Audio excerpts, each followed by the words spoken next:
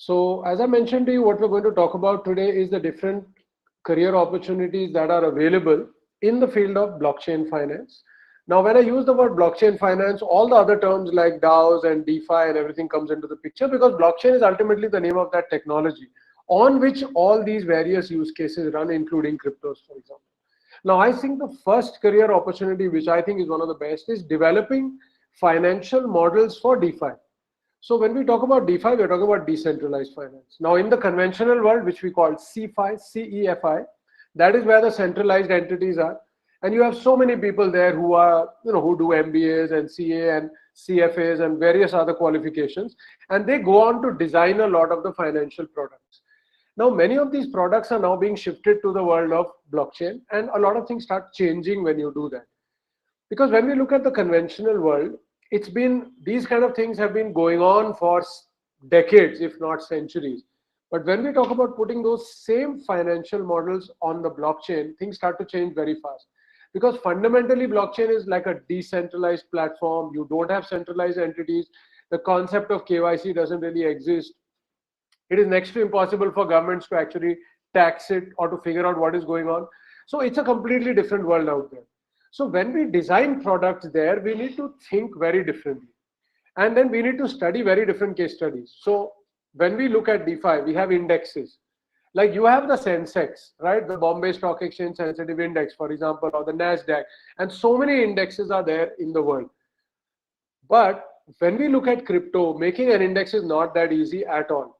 Because in Bombay Stock Exchange, you can actually have a very simple method to select. So you can say, okay, the top 30 companies by way of market cap or by way of certain criteria can be selected there. And they always look at the history, that these companies have long successful histories.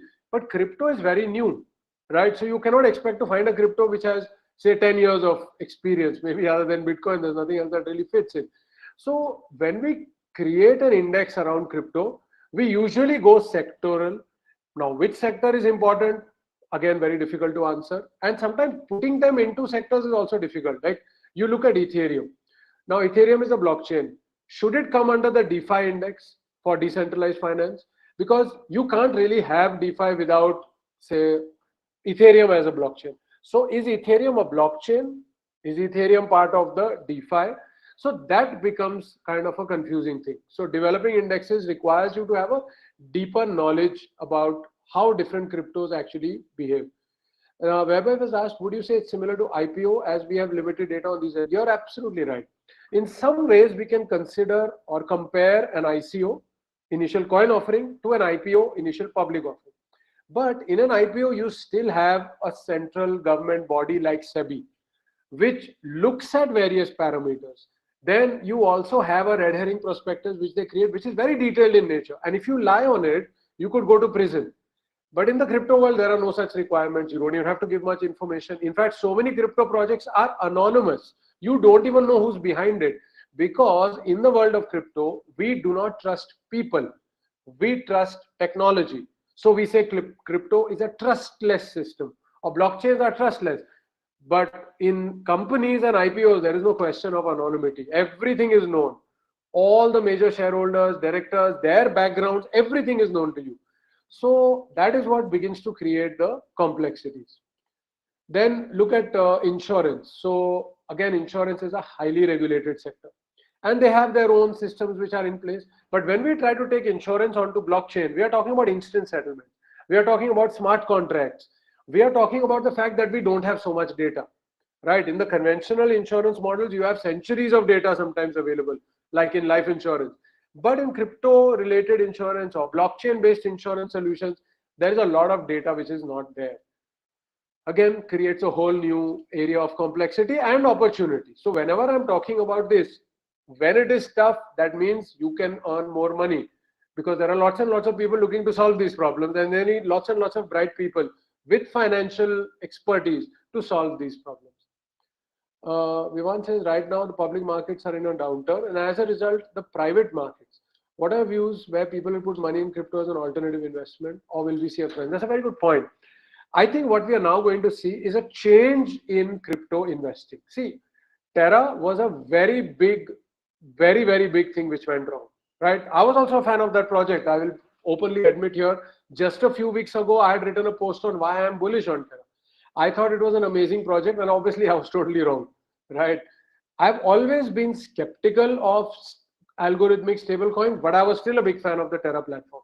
Now, Terra had become the world's second largest DeFi platform after Ethereum, which is an amazing thing.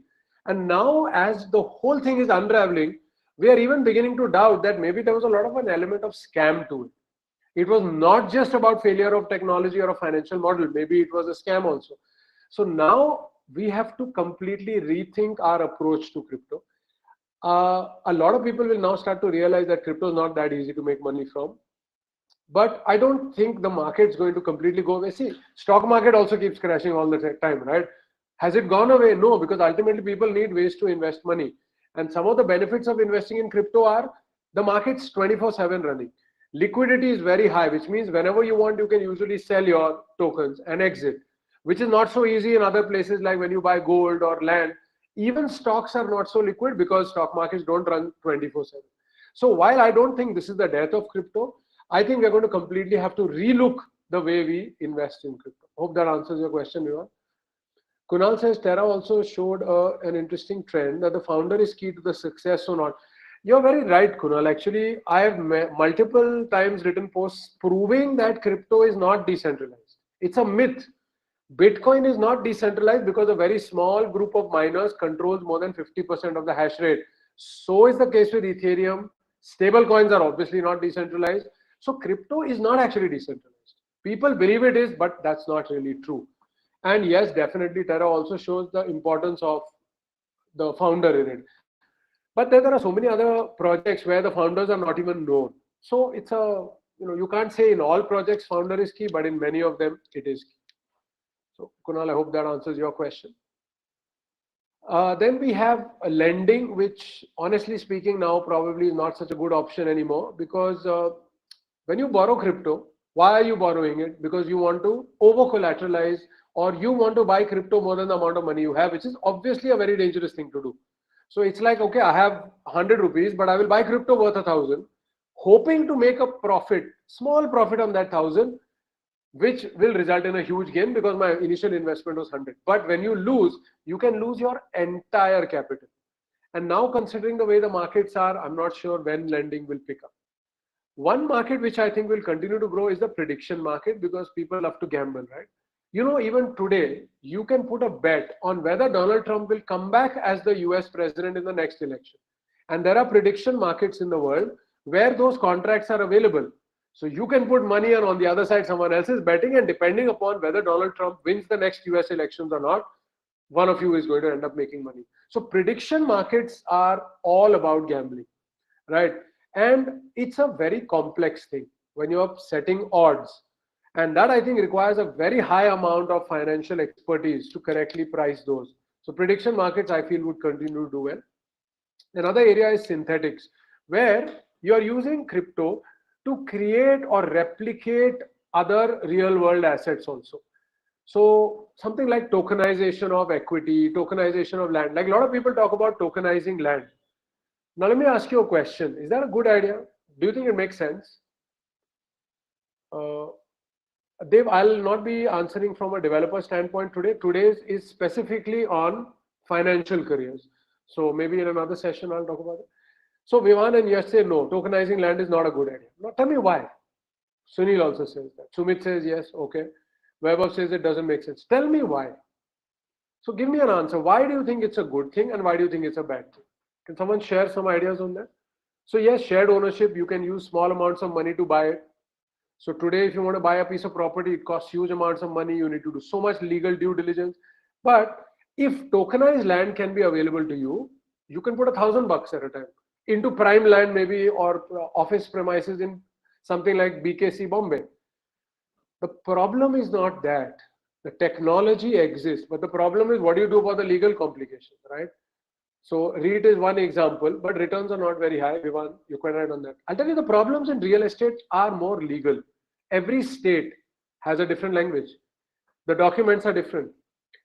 Then suppose you buy a token relating to a part of a real estate. Tomorrow when you want to enforce it, how are you going to do this in a court of law? Has the government or the law recognized that token as ownership of land? Which is the law which recognizes it? So unless those problems are actually solved, you can't really tokenize land. So we've got to realize that what is easier to tokenize? Let's start with those use cases. So synthetics is about tokenizing different things or creating derivatives and options out of cryptos, and that's a very complex area. And it's very difficult to build it, very difficult to go through with it. But if you are able to do that and you have financial expertise, that's a very good area for you. So that is kind of more or less the financial models in DeFi. So that was the first thing that I wanted to talk to you about. Sumil says, yes, it's easy to transfer ownership, provided the law recognizes the token as being ownership of that land. So that's a very important thing. You can transfer a token very easily on the blockchain, but does that token have the value recognized in a court of law? Unless that happens, we can't really do it. Having a node in all the systems will be a challenge, yes. So again, I don't think the problem is with the node. I think the problem is in the legal issue. Because I'll give you an example. A foreigner is not allowed to buy land in India, for example. So how are you going to control which Ethereum address is allowed to buy a particular piece of land? Because there's no KYC. You don't know where that address belongs to, who it belongs to. So the government wouldn't allow you to make that transaction, right? Someone's asked why IBM is decreasing investment in Hyperledger Fabric. Okay, so with all due respect to IBM, it's a brilliant company. I never understood the logic of Hyperledger Fabric from day one. See, when you talk about blockchain, you're talking about the Bitcoin blockchain, the Bitcoin white paper, and then a few modifications around it.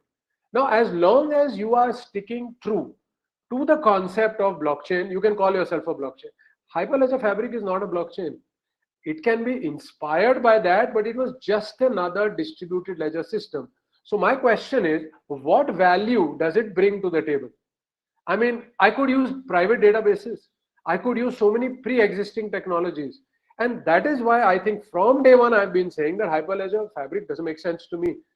If I want to set up something on the world of blockchain, I have 30, 40 very successful blockchains available.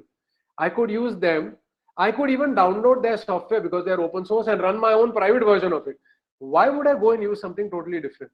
So I guess in due time, IBM probably also realized that it's not working out.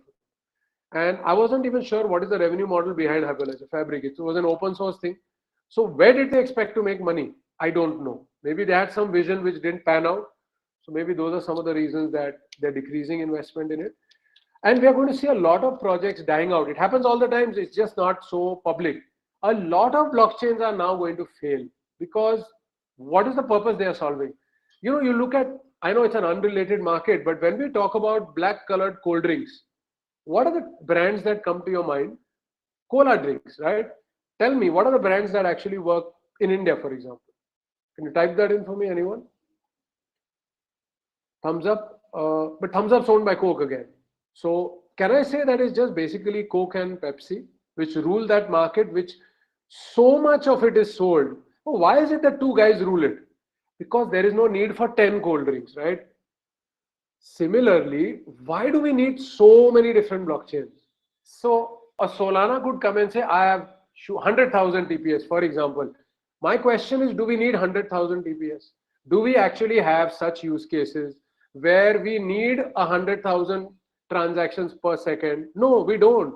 There isn't that much business on the blockchain, right?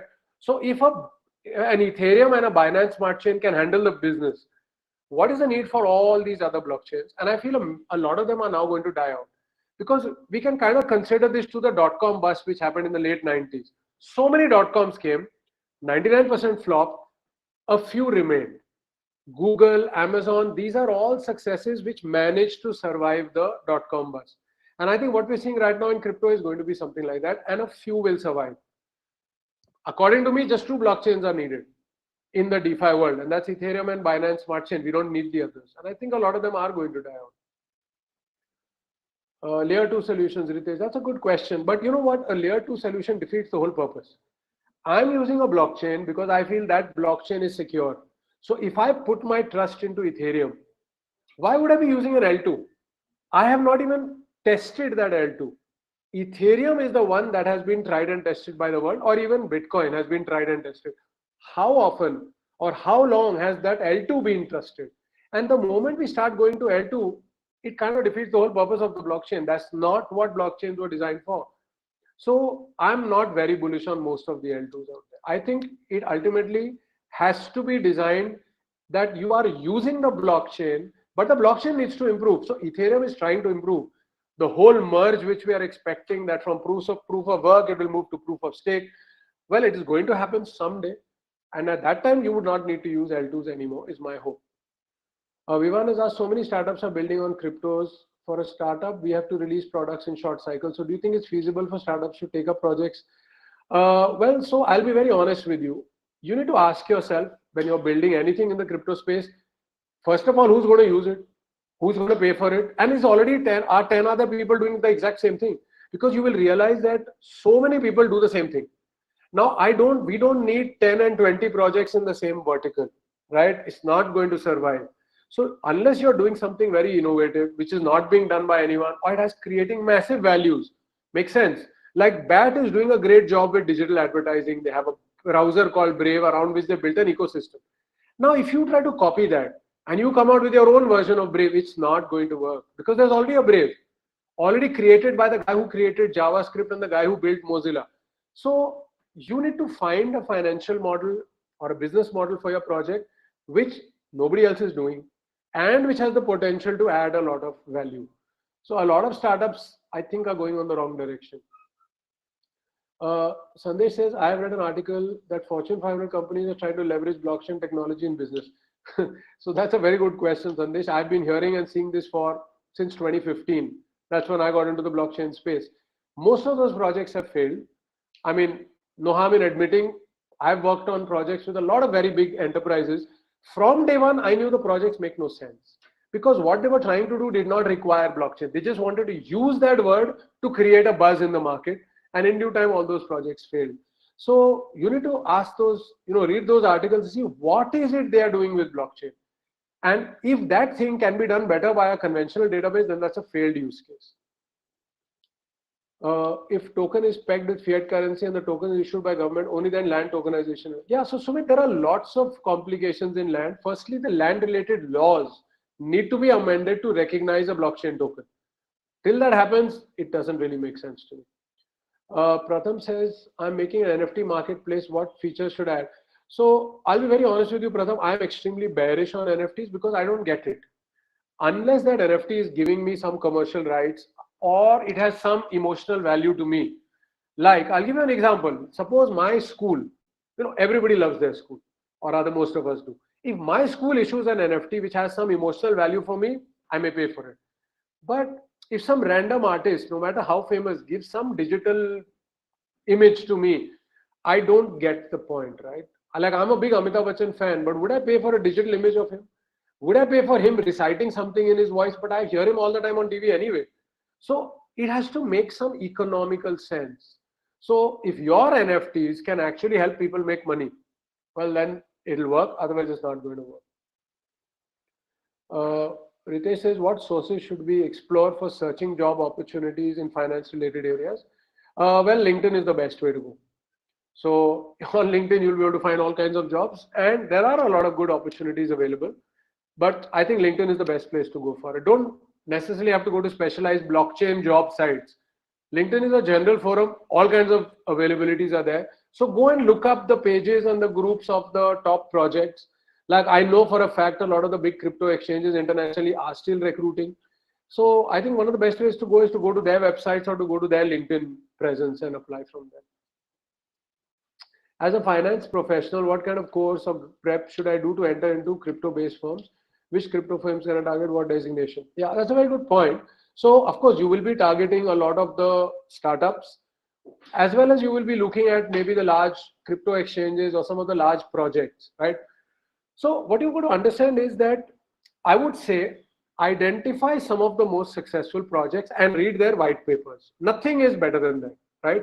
So I would say look at BAT. Okay, I'm just going to type in some names here. So the basic attention token, look at their white paper, read it up.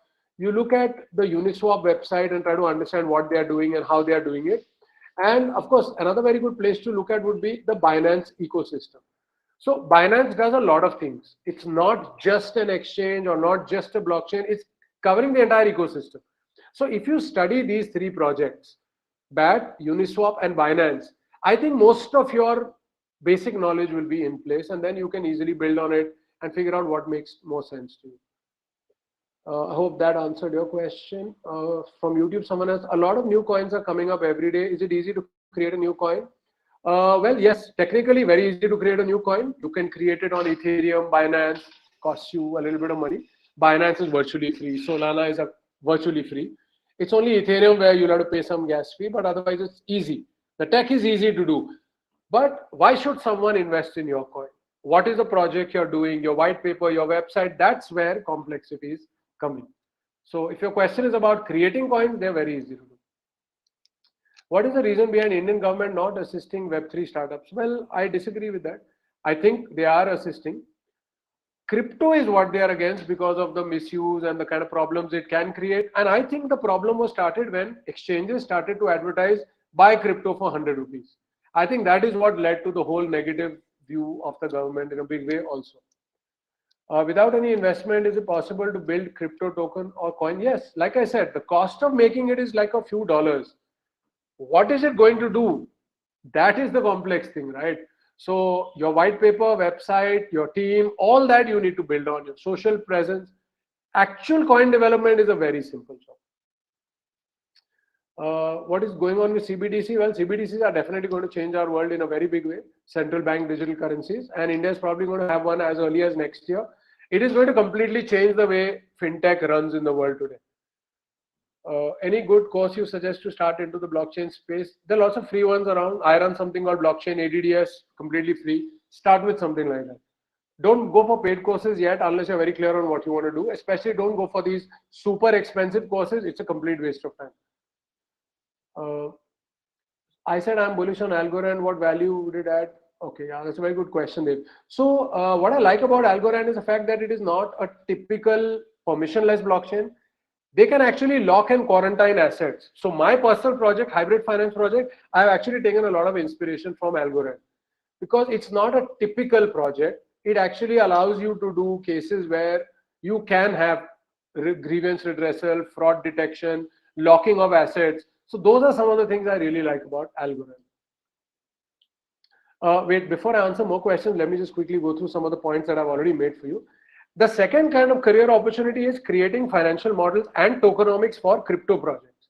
So if you are starting your crypto project, you need to have very clear financial models in place that what is going to give your token the value and how are you giving. If you're giving a very large number of tokens to the founders, well, then a lot of people will not want to invest into your project because just give me 1 second.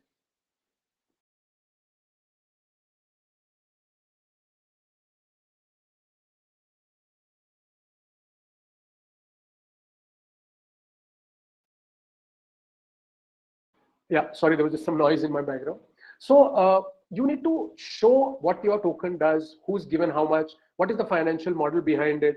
So that is something which requires a lot of financial expertise. Again, when you look up some of the white papers, you are going to get a lot of these ideas. Let me look at some of the questions. 1 second. What features should I add to the NFT we've spoken about? How do we create our own blockchain? Tough question to ask. So first of all, you don't need to create your own. You can use the existing platforms which are there, which are open source, and create your own. But again, that's more a tech question. So maybe we'll answer it on some other session. How did you enter the blockchain world? How can a CA add value to the blockchain project? What value? Sure. So the value that a finance guy has added is actually the whole topic of today. So I'm hoping by the end of the session, that answer would be clear to you. I'll come back to some of these questions in some time. The third area that you can work in is fundraising. So today when we raise funds, we have ICOs, like initial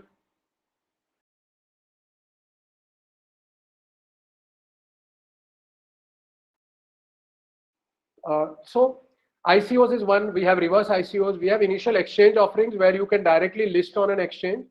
So it could be a centralized exchange or it could be a DEX or a decentralized exchange. We call that as an IDO. Then you have security tokens and equity tokens, which are also offered and made available. So this requires a lot of financial expertise because you have to create decks for your investors and you have to create projections and charts and graphs. So that's a perfect area for finance guys to get into. And the fourth is, of course, helping people in crypto investing. So just like you have in the conventional world, people who guide you about how to invest your money, well, in the crypto world also we need people to guide us in how to invest our money.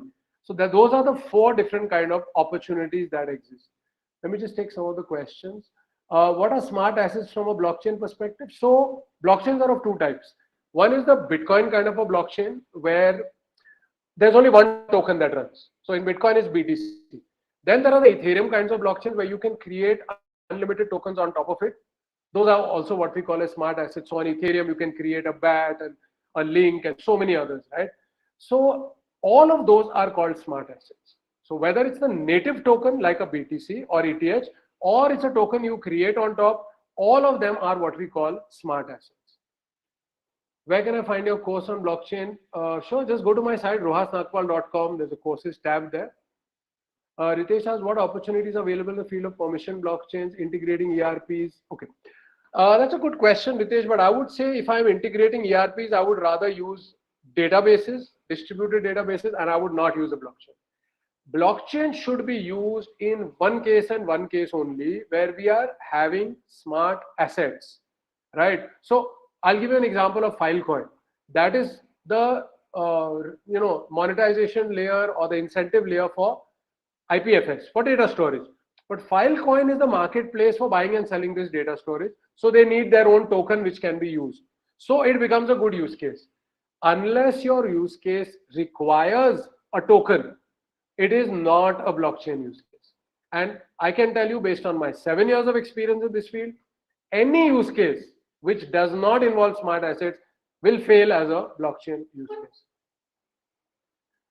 Due to unreasonable regulation globally on DeFi, do you think it's better to be bullish around NFTs and Web3 gaming?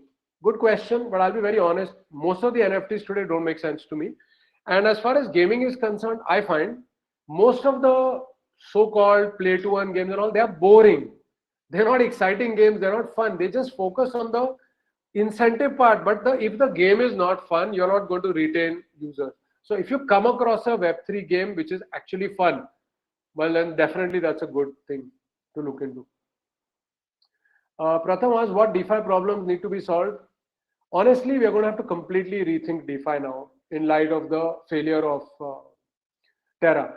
So now, in fact, now news has come out that the Terra guy may have actually been doing some kind of scam also, where he's actually moved a huge amount of crypto. So it's probably going to turn out to be a complete, normal, typical real-world fraud and scam, which means now we are going to have to think a lot more in depth about what are the new kind of problems that DeFi is going to need to solve. Can you give examples of companies or firms hiring in all areas? Yeah, Kushal's question. Yes, definitely. So I'm very aware that as of right now, Binance is hiring, Coinbase is hiring, a lot of the top crypto exchanges are hiring. Other than that, I'm not so sure about the projects because right now, a lot of projects are really looking at how is it that they are going to grow. Like Indian crypto exchanges are also now worried what is going to happen, right? The Indian government is extremely negative towards crypto. So will they move to another country? Will they shut down business? So now may not be a good time for you to go into an Indian crypto exchange, for example, but the international ones are hiring definitely. Some Web3 projects also are hiring definitely. Can you give examples of companies of, oh yeah, we just did that. Can a banker with 15 years experience start learning blockchain now and exactly needs to be learned? So like I said, look at 3 projects, study them in detail. That's BAT, Uniswap, and I forgot the name of the third one, which I already recommended to you guys some time ago, and Binance, sorry. Just read through them, and that would be a good amount of learning. And after that, participate in sessions like these. There are a lot of people like me who keep teaching people for free. Start learning from that, and I think you'll be able to do a good job in that. Sai is asking, what course for blockchain? Well, it depends. If you want to learn the tech, start with my free course called ADDS. By the way, I'm also doing a session with NAS Academy next week, which is going to be around crypto investing. So maybe that's another, it's a free webinar, attend it, please register for it. Maybe another good way of getting started. Terra was just a Ponzi scheme scam, quite possible. I wouldn't be surprised if it turns out to be that this was a large Ponzi scam. So give me some time. I'm researching a little more into it, and maybe by next week I'll start talking more detail about what really went wrong. What designation shall I apply for if I'm not from coding background? Uh, well, apply for around finance, right? So content creation is one area you could look at, and the financial model is another. But for financial model, you need to have some experience. Like if I'm running a project, I wouldn't take a fresher for the finance part of it. I would need someone with at least 10 years of experience in the conventional world, or at least 2-3 years of experience in the crypto world in finance. So first try to get some experience, maybe as a free unpaid intern to start with, and then you could find good opportunities. ADDS for finance professionals? No, not really.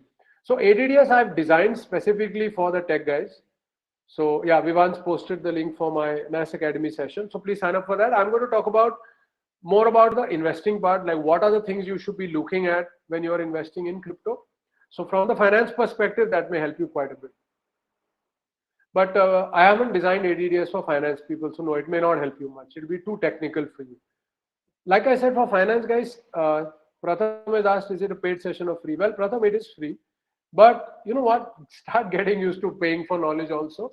Because see, as a creator, there's only certain amount of free stuff that we can do. After some time, we've also got to take care of our own expenses. So you'll find a lot of the good learning is also actually paid learning. Nothing wrong in that. But for this particular session with NAS Academy, it's a free session. So to kind of give an overview, there are 4 areas of opportunity for blockchain finance. The first one is developing financial models for DeFi. The second one is preparing financial models and token economics for crypto projects. The third one is fundraising, and the fourth one is advising on crypto investing. What I'm also going to do is I'm going to just share the link to an article I had written on NDTV for this topic of crypto jobs. I've just posted that in the link. You can read it, and it talks about the different areas other than finance also. Someone's asked from YouTube. Pratham says, I wouldn't mind paying for your session. Thank you so much, Pratham. I like you for saying that. From YouTube, someone says, how to approach crypto exchanges, Binance or this thing. So go to their websites and you will find all the jobs listed. So almost all popular projects, they have a area for careers. So in fact, why don't I just open it out for you right now? Just give me a second. So if we look at, say, a particular, I'm just trying to open it up. Give me a second. So almost all these sites are going to have a careers page. Okay, I'm sorry, right now my internet's a little slow. But if you go to the Binance site, go to the Coinbase site, go to blockchain.com, go to crypto.com, all these top projects, just go to their sites and there is a tab called careers. And there in great detail, all the careers available are mentioned. So I'll say simple step, go to coinmarketcap.com. Look at all the top 100 projects. One by one, click on them. CoinMarketCap will show you their official URL. Go there and search for the careers option. And in 1 hour, you will be able to find 1,000 jobs which are available. Then you need to figure out whether you have the skill sets for that or not. But finding the listing of jobs is not difficult at all. Also, you can go to these same projects' LinkedIn pages and you will see all those jobs available there. Let me see what else. Should we invest in NFT? I would say no. I think NFTs is the next thing that, okay, I think a lot of things are going to crash now. And that's a good thing because then the good projects will survive. From next week, I'm going to start talking a lot about the things that I think are going to crash. And I think NFTs are amongst the first that are going to crash. They've already started crashing, right? The first tweet, which was sold for millions of dollars, is now not being sold for even thousands. A lot of the top projects are just wash trading and scams. So I would say stay away from NFTs. Ishan has asked, do you think big projects like Sonala are also going to crash? Very good question. I'll give you my personal experience. Last week, I had to create a bunch of NFTs on Solana. I started doing that, I forgot, I think it was a Wednesday. Every time I tried to create it, it failed. I went to Solana tracker and it said we are witnessing degraded performance. 24 hours, it was not working. After that, it started working and I was able to create. Solana goes down far too often. So honestly, I'm kind of not using it anymore. I feel there are only two in the world which are very smooth blockchains. Ethereum, and Binance Smart Chain. Based on my experience, these guys don't pay me to talk about it, but honestly, those are the only two that I use now. I'm kind of beginning to lose hope in most of the others. Is Polygon a good place for a finance professional? Yes, definitely. They've raised a lot of funding. They're doing a lot of very interesting projects. I've heard, I think even the Meta or Facebook and all are tying up with them for NFTs. So yes, if you're getting a good job opportunity in Polygon, go for it. They've got a lot of funding, so they can afford to pay you well. So yeah, sure. Look at all the projects that have got funded in the recent past. Those should be ideally good for you to go. Like we read in the media, Coin DCX raised a huge amount of money. Polygon has raised a huge amount of money. So any project, when you read in the media that they've raised money, what is the first thing they do? Grow the team. So yeah, it's definitely a good way to go. Know about TechPay. Sai, no, I'm not sure what you mean by TechPay. Is that like a platform? I've not heard about it before. Now, I also need ideas from you guys on what you want me to talk about next. So feel free to keep pinging me on social media. What is it that you want me to speak on next? One of the things that I'm starting to now talk about is being more vocal about things that I think will fail. So all along these times, I used to never talk negative about any project. But then I realized that that's a bad thing, because when we don't give the negative, we're not giving a balanced view of things. So one is I do plan to start speaking more about that. And secondly, I'm also starting to build content in Hindi. So if you guys like it, as of right now, I've started with a Hindi Instagram channel called ruhasnakpal.hindi. Give it a check. I'm going to be creating a lot of Hindi content also there. Priyanka's asked, is ADA a good investment? Well, honestly speaking, I don't see a good future for Cardano because I don't know what problem they are really solving, right? So I'm not bullish on it anymore. I'm bullish only on two blockchains now in the public area, which is Ethereum and Binance Smart Chain. How does one specialize in designing or drafting white papers? Yeah, Kushal, that's a very good question. Now, unfortunately, there's no course in that. The only way to go is read some of the good white papers and then make your own. I mean, there's no other way. No course will really help you. Look at the Bitcoin white paper, 8-9 pages, brilliant. Look at the BAT white paper, longer, very tech, but really, really nicely made. So when you look at some of these successful projects and you look at their white papers, that's the best way to learn how to build a white paper. How does one specialize? Okay. Priyadarshan's question is, can you suggest some business ideas on which we can work in Web3? Do you think analytics have a good use for enterprises? And yeah. So ultimately, you have to realize what is Web3. It is a use of blockchain. So whenever any project connects to a blockchain, it automatically becomes a Web3 project. Again, when should you connect to a blockchain? When you have smart asset as a use case. So when you talk about analytics, it's got nothing to do with blockchain. You're collecting a lot of data in your databases, and then you are analyzing that. That is always a good use case. Blockchains, on the other hand, are not really collecting so much data. They're just doing transactions. So yes, if you do need to monitor those transactions and do analytics around them, sure, you could pick up the blockchain data, you could put it into databases, and then you could analyze it using your traditional AI, ML, and other analytics techniques. What about metaverse coins? That's a good question. Someone from YouTube has asked. Sai says we want English also. Yes, I'm doing both. See, I speak two languages reasonably well. I will stick to both of them. Don't worry. About metaverse again. Metaverse started I used it first in 2003, Second Life. It's still working, but I don't find the metaverse very exciting. First of all, when a woman goes there, it's complete harassment for her. Secondly, as a guy, when I go there, okay, people don't harass me, but it's boring. It's not really fun and exciting the way I think it is. I'm visualizing a world where, all the real world is now put there and I can explore things. It will take a few years. Till then, I don't know. And I don't even know how many of the metaverses will actually succeed. So you got to realize people will only use metaverse if it's fun, right? If it isn't fun, I don't see the sense. What are the part-time opportunities working with Hi-Fi? That's a good question, Ritesh. I'll talk about that soon. I'll be putting that up also. What's your view on the bear market? When will it bottom out? So I don't think what we are seeing right now is a bear market. I think it's a changing market. So kind of consider it like the dot-com bust, the way it crashed. Very few companies then rose. I think the crypto world is going to see the same thing. I don't think everything is going to go up. I think very few projects are going to survive 2022. So it's not just a bear market, it's a complete game changer what's happening right now. As an accountant and financial professor, should I join a traditional firm to gain experience? Well, Jay, both options are open to you. It depends. If a Web3 firm is ready to take you on, that's a better option. But you're quite right. If you're a fresher, I'd say go conventional, because a lot of the conventional knowledge is what you will take to the Web3 world. So I would say start with conventional, get some experience, and then go back into blockchain or Web3. Uh, oh, 1 second, where's it gone? Yeah. So Sai asked how many years to take total learning about blockchain. Tough question to answer. Like, I'm sure a doctor can become a doctor in 5 years of MBBS, but he spends his entire life learning. I'm not trying to say blockchain is as difficult as medicine, but every day new things are happening, right? I always feel that I don't know anything what is happening. And despite the fact that I have to write articles for multiple publications every week, so I have to read latest, I still sometimes feel there's too much happening. So I don't think the learning ever stops.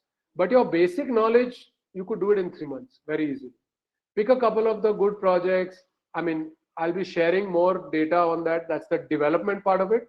So if you go to my English Instagram, I talk more for developers. If you go to my Hindi Instagram, I talk more to the crypto guys. So follow me on the English Instagram and I'll give you more tips on how to learn the development part of it.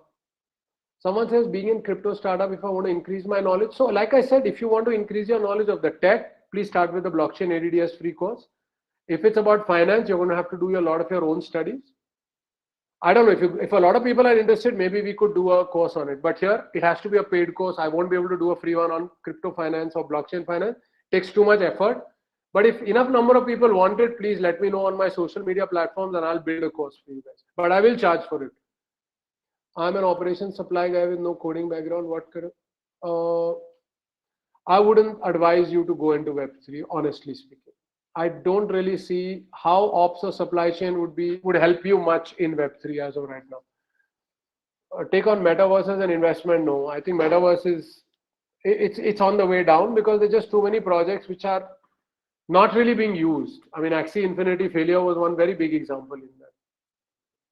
Possible for the government to track crypto holdings? Yeah, of course they can. So ultimately, when you're going to use an exchange, they know who you are. Don't forget, conventional IP address tracking still happens everywhere in the world, right? So whenever you make a transaction on a crypto exchange, they know who you are. They have your KYC data, they can give it to the government. Secondly, even when you don't use them, even blockchain transactions, IP can get tracked depending upon where you are doing the transaction or which node you hit into. A lot of the top crypto investigation companies like Chain Analysis, they openly say they can track down crypto trading to IP addresses. Transactions on the blockchain they are able to do because they run nodes also, and those nodes actually pick up your IP and other details. So you can be tracked. If artists, to be specific, musicians bring NFTs that have use cases like special access to their shows or unlimited, yes, that can be a good use case, Ishan, because then it's not just an NFT anymore.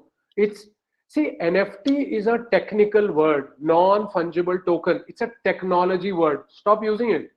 Tell me what your use case is. Now, if you're saying, I will get special access to shows of my favorite musician, awesome. It's a collectible, right? And if I'm a fan of a musician, of course I would pay for it. Unreleased stuff, of course I would pay for it. So you don't even need to call it an NFT. You can call it something much better so that people get an idea of what you're giving, right? But yeah, Ishan, that's a good idea. A lot is happening in the creator economy and blockchain. What excites you the most? Well, I think blockchain makes it easy for a creator to monetize his audience, right? So in fact, even I'm thinking of trying out this, that in future, I will only give free webinars, live streams or courses to people who hold my NFT, right? I haven't figured out the whole model. I'm just thinking about it. So things like those, only blockchain allows us to do as creators. So that's what I like the best. In fact, I'm waiting for creator to start using blockchain-based tokens for its investors. So Vivan, that's a point for you. Ritesh says, any insights on projects tracking luxury items on the blockchain? Well, I'll be very honest with you. If you're buying a Louis Vuitton, why shouldn't Louis Vuitton use its own private database to track whether what you're buying is real or fake? Why do they need the blockchain? Right? All these big luxury providers, they have their own websites, they have their own tech teams. It's much easier if they allow tracking through their own databases rather than trying to go to a blockchain. A blockchain doesn't make sense to me in that scenario. Could India become the hub of Web3? I think considering the number of smart programmers we have in our country, I think it already is a hub of Web3. I mean, any development, India is one of the top countries to look at. But I'll be very honest, because there are huge job opportunities in India, the costs are going up. So Indian developers make more money. And if you go to platforms like Fiverr to hire out part-time programmers, you'll find the ones from Bangladesh and Pakistan are equally good, very cheap. So that's something that you need to remember. How do you stay up to date with what's going on in the blockchain world? Ishan, yeah, that's a good question. So one is I follow, so on Google News, I follow cryptocurrencies as a topic. So a lot of latest information comes. And then I'm regularly seeing what people in my industry post on LinkedIn, Instagram, Twitter, Reddit, and YouTube. So yes, I spend an hour a day just looking at what people are doing, and a lot of what's happening you come to know in that. So 1 hour a day is what I spend on that. If you have to invest in crypto, there are many platforms right now. Which one is good best? Yeah, so what I would recommend for investing in crypto, attend my next week's free session with NAS Academy. We are only going to be talking about how to pick good crypto. So there I'll be able to answer these questions. Sai asked about the 30% tax. I think it's fair. See, in India anyway, the tax rates are, if you're above a certain level, you're anyway paying 30%. But what I think is unfair is that you're not allowed to offset losses. Now, suppose I'm selling pens, right? If I sell blue pens at a profit and brown pens at a loss, I can balance this out and pay tax only on the net profit. So 50 rupees profit here, 40 rupees loss here, my profit is 10 and I pay tax on it. Crypto is not like that. In the same day, if I profit on this and make a loss on this, I pay tax here and I get no benefit here. That I think is very, very unfair. P2E crypto coins, play to earn, yes, sure, as long as the game is fun. If it's only for getting coins, you are not going to do it for long. But if the game is fun, do it. I have not found a single fun play to earn game. Have you guys found? Let me know, maybe I'll try it out. Someone says, I'm a blockchain analyst in ERP systems. To switch to blockchain, how would you suggest the transition?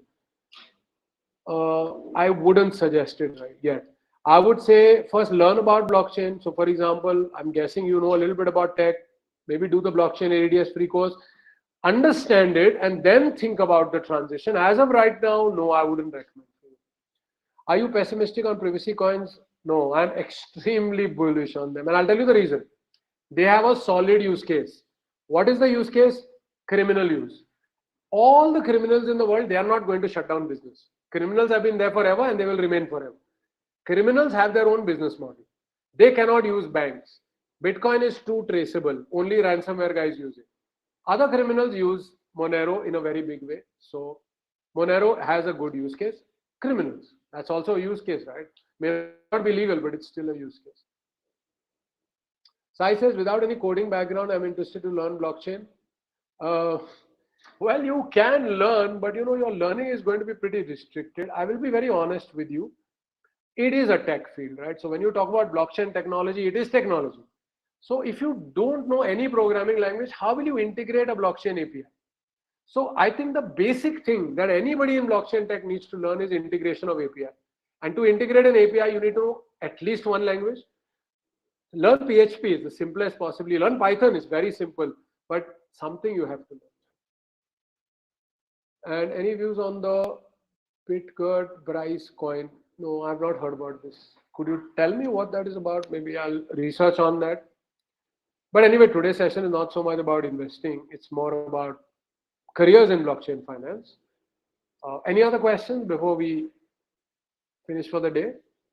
I've also shared the link of that NDTV article on career options. So go through that. And takeaway is to understand what jobs are available. Please look at the top crypto projects, see their websites and career pages, and you'll get a very good idea of how to find these jobs. Maybe I'll make a post on that also. Opportunities on existing content. Yeah, that's a very good one. Yeah. So definitely content writing, very good option. Let me make a separate session on that. Right. I am a content creator also. So there I can share a few tips and tricks about. I'm not a very successful influencer with millions of followers, at least not yet, but I can still give you a lot of information about it. Sai says Python. I would say Python is a good way to start, right? Okay, Ritesh, thank you. It was a good utilization of your weekend. That's nice to hear. So I'll see you guys next week. We'll do these sessions ideally every Saturday at 11:30. So do give me some ideas about what topics you would want me to cover next. So I'll see you guys next week. And we'll also be shifting our quizzes mostly to Saturdays. I think many people will find that convenient. So I'll see you guys next week. Bye-bye.